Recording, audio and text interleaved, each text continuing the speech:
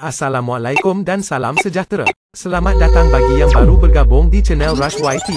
Jangan lupa like, subscribe dan share, tekan butang loncengnya juga ya. Terima kasih. Peraturan permainan Super Lucky Star. Permainan ini dibahagikan kepada 3 zon, $10 Amerika Serikat, $50 Amerika Serikat dan $100 Amerika Serikat, setiap satu dengan cabutan hadiah setiap 3 jam. Setiap zon mempunyai 8 cabutan setiap hari, berperingkat 1 jam, dan terus berbasikal.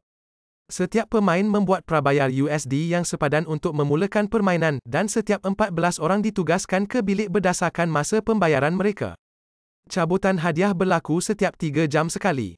Di setiap bilik, 11 pemain akan gagal permohonan dan menerima bayaran balik prinsipal mereka, serta bonus tambahan 3% untuk setiap cabutan.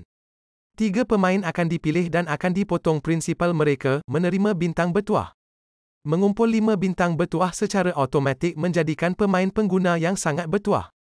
Pengguna yang sangat bertuah akan membahagikan 60% daripada jumlah keuntungan yuran permohonan di kalangan semua pemain dalam setiap pusingan sehingga mereka menggandakan prinsipal mereka. Pada ketika itu permainan berakhir.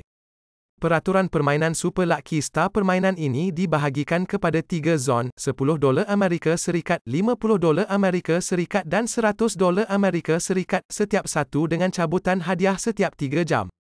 Setiap zon mempunyai 8 cabutan setiap hari, berperingkat 1 jam, dan terus berbasikal.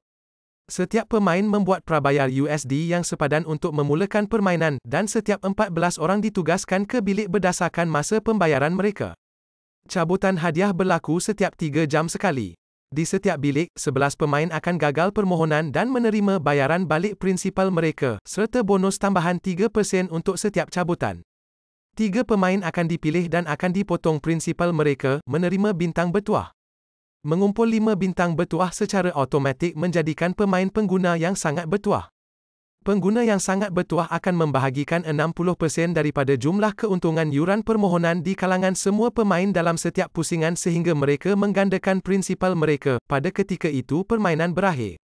Peraturan permainan Super Lucky Star. Permainan ini dibahagikan kepada 3 zon, $10 Amerika Serikat, $50 Amerika Serikat dan $100 Amerika Serikat, setiap satu dengan cabutan hadiah setiap 3 jam.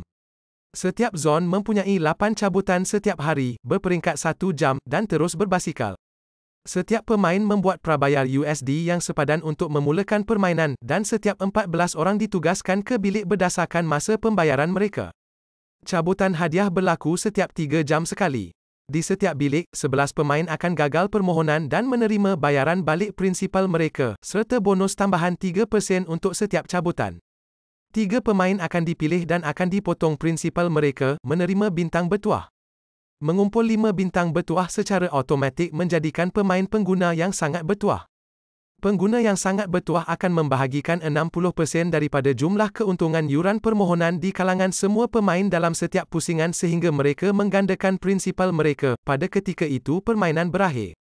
Untuk kawasan $10 Amerika Serikat, selepas mengumpul 5 bintang bertuah dan membayar sejumlah $50 Amerika Serikat, pemain menjadi pengguna yang sangat bertuah dan menerima jumlah bonus $100 Amerika Serikat.